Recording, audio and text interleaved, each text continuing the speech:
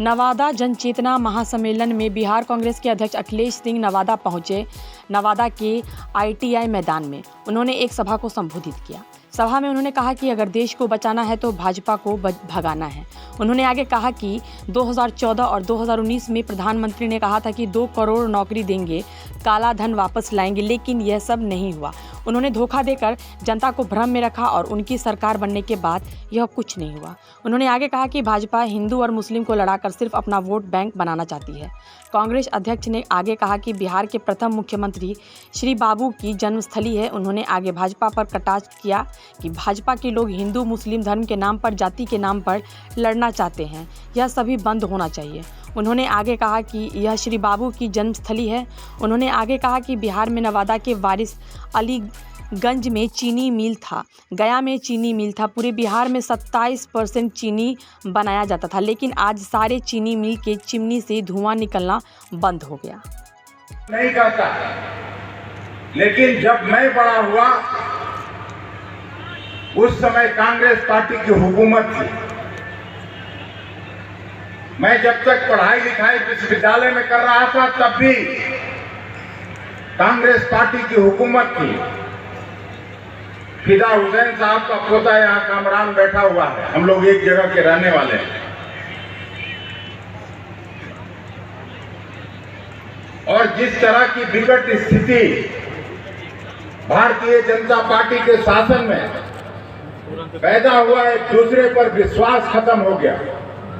धर्म के नाम पर राजनीति, जाति के नाम पर राजनीति, भाई भाई को लड़ाने की कोशिश, मंदिर मस्जिद की राजनीति, गुरुद्वारा और चर्च की राजनीति, ये सब राजनीति बंद होनी चाहिए। हमारे नेता राहुल गांधी जी ने, और उनको ये आखिर 4000 किलोमीटर की यात्रा क्यों करनी पड़ी? केवल और केवल इसलिए कि इस देश में जो आपसी भाईचारा कायम था, इसके बारे में प्रतिबंध लगाने के लिए उन्होंने जो बातें कही थी, आज भी उसकी प्रासंगिकता है। और जो उनका जन्मस्थली है, ऐसे जगह से भी अगर कमल के फूल को ताकत मिल जाए तो हम सबका सिर नीचा होता है, किसी का प्रतिष्ठा बढ़ता नहीं है। इसलिए हम आपसे श्री बाबू के सपनों का बिहार बनाने का आग्रह करने आए हैं। श्री बाबू ने जो नया बिहार का नींव रखा था, श्री बाबू ने जो किसानों और मजदूरों के लिए काम किया था, उन्होंने जो एक रूपरेखा तैयार करके हम लोगों को बताने का काम किया था कि किस तरह से शिक्षा में, किस तरह से स्वास्थ्य में, किस तरह से पब्लिक सेक्टर में, और उनका एडमिनिस्ट्रेशन का जो तौर तरीका था। Bihar was the best administrated state in the country. ये मैं नहीं कह रहा हूं क्योंकि मैं उनकी बिरादरी का हूं या नवादा के लोगों के बीच ये भाषण कर रहा हूं। उस समय के तत्कालीन गृह मंत्री स्वर्गीय सरदार वल्लभ भाई पटेल ने मुख्यमंत्रियों के सम्मेलन में कही थी ये बात। यहीं वारसलीगंज में चीनी मिल हुआ करता था और गया जिले में 3-4 चीनी मिल, बिहटा में चीनी मिल हुआ करता था, गुरारू में भी चीनी मिल हुआ करता था, और नॉर्थ बिहार में तो चीनी मिल का जाल बिछा हुआ था। और उसका नतीजा था कि उनके मुख्यमंत्रित्व काल में बिहार अकेले 27% चीनी पैदा करने वाला राज्य था।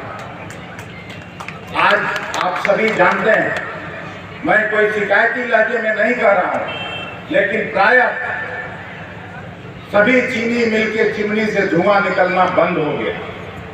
ये बड़ा सवाल है जो मैं नवादा के लोगों के बीच में छोड़ के जाना चाहता हूं। और उस मॉडल को नहीं अपनाएंगे हम लोग तब तक बिहार विकसित राज्यों की श्रेणी में खड़ा नहीं होगा, स्टेट की संज्ञा से विभूषित होते रहेगा।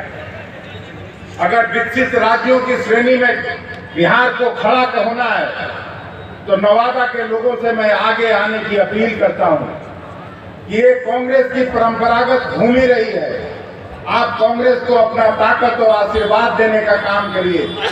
राहुल गांधी जी के नेतृत्व में, खड़गे साहब के नेतृत्व में आने वाला जो आसन्न लोकसभा का चुनाव है और जिस तरह का बिहार में महागठबंधन लालू जी, नीतीश जी, कांग्रेस पार्टी और वाम दलों के साथ बना है, कोई सीट ऐसा नहीं है जो भारतीय जनता पार्टी जीत सकती है। ये मैं दावे के साथ के नवादा के साथियों के बीच से जाना चाहता हूं। और फिर से मैं विकास और यहाँ के जिला कांग्रेस कमेटी के सभी साथियों को मैं हृदय से बधाई और धन्यवाद देना चाहता हूं कि आपने कम समय में न केवल मेरा हौसला अफजाई करने का काम किया, ये कार्यक्रम करके और पूरे बिहार में ये संदेश देने का काम किया कि बाकी जिलों में भी लोग नवादा की तरह कार्यक्रम करें और कांग्रेस को मजबूत बनाएं, राहुल गांधी को सशक्त करें, कांग्रेस पार्टी की विचारधारा को मजबूत बनाएं और कांग्रेस को गांव-गांव तक पहुंचाने का काम करें।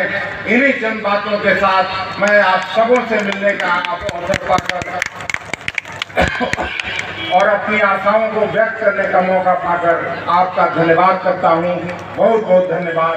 जय हिंद, जय कांग्रेस पार्टी।